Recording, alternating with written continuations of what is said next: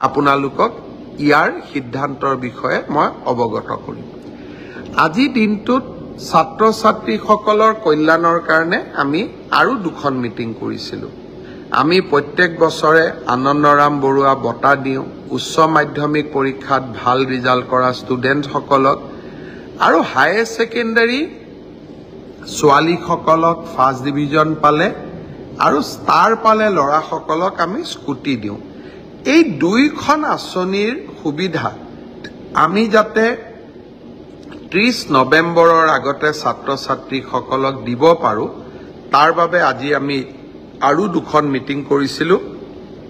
মই ভাবোঁ যে 30 নৱেম্বৰৰ আগতে আমি দুইখন আঁচনিৰ সুবিধা ছাত্ৰ ছাত্ৰীসকলক দিব পাৰিম।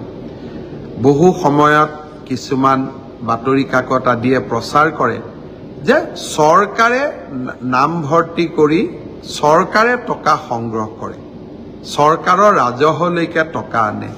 কিন্তু আজি আমি বিনামূলীয়া নামভৰ্তিৰ টকা মহাবিদ্যালয়সমূহক উভতাই দি আমি আকৌ এবাৰ প্ৰমাণ কৰিলোঁ